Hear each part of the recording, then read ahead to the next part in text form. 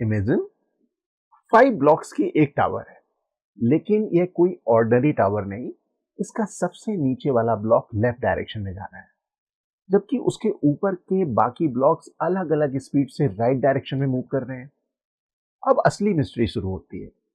इतनी सारी contact surfaces के बीच फ्रिक्शन किस किस डायरेक्शन में लगेगा? क्या हर फ्रिक्शन मूविंग ब्लॉक के अपोजिट डायरेक्शन में लगेगा, या हर सरफेस की अपनी अलग अलग कहानी होगी? सिर्फ एक गलत एरो पूरे सॉल्यूशन को बदल सकता है। और अगर आपने फ्रिक्शन हमेशा मोशन के अपोजिट होता है वाला रूल याद कर लिया, तो ये प्रॉब्लम आपको ट्रैप कर सकती है।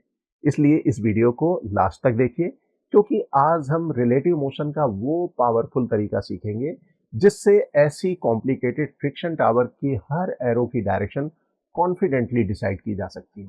आप यहाँ पे देख सकते हो बहुत सारे ब्लॉक, 1 2 3 4 5 5 ब्लॉक्स, ये एक के ऊपर एक रखे हुए हैं, ABCDE तक, और हर एक ब्लॉक की स्पीड गिवन है।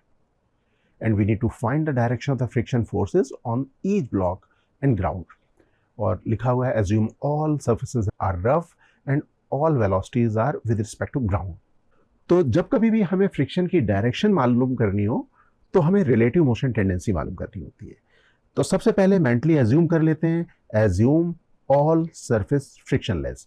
और अगर ऑल सरफेस फ्रिक्शनलेस अगर हो जाएगी, तो ये जो वेलोसिटीज गिवन है, ये ग्राउंड के रिस्पेक्ट में हम लोग ऐसे रिप्रेजेंट कर देंगे। अब वन बाई वन हम लोग सरफेस को एनालाइज करते हैं। मैं यहाँ पे मार्किंग कर देता हूँ।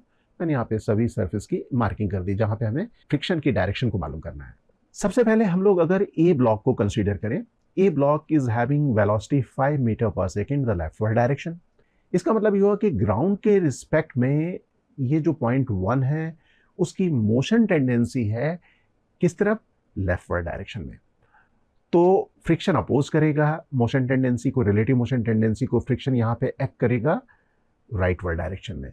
और जैसा हम लोग जानते हैं कि एक्शन रिएक्शन पेयर यहाँ पे डेवलप होंगे इन दोनों पॉइंट्स पे, और एक्शन रिएक्शन की जो डायरेक्शन होगी अपोजिट डायरेक्शन होगी और मैग्नीट्यूड सेम होगी।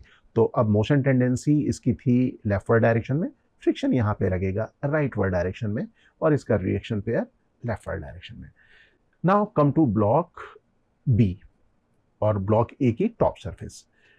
अब अगर हम लोग यहाँ पे मोशन टेंडेंसी अगर देखें, तो ये है 5 मीटर पर सेकेंड, ये है 10 मीटर पर सेकेंड। तो हम लोग यहाँ पे कह सकते हैं कि ये जो पॉइंट है, पॉइंट नंबर 2, उसकी मोशन टेंडेंसी बी के रिस्पेक्ट में है लेफ्टवर्ड डायरेक्शन में, और फ्रिक्शन अपोज रिलेटिव मोशन। तो यहाँ पे फ्रिक्शन एक्ट करेगा राइटवर्ड डायरेक्शन में, और यहाँ पे एक्ट करना चाहिए लेफ्टवर्ड डायरेक्शन में। क्यों?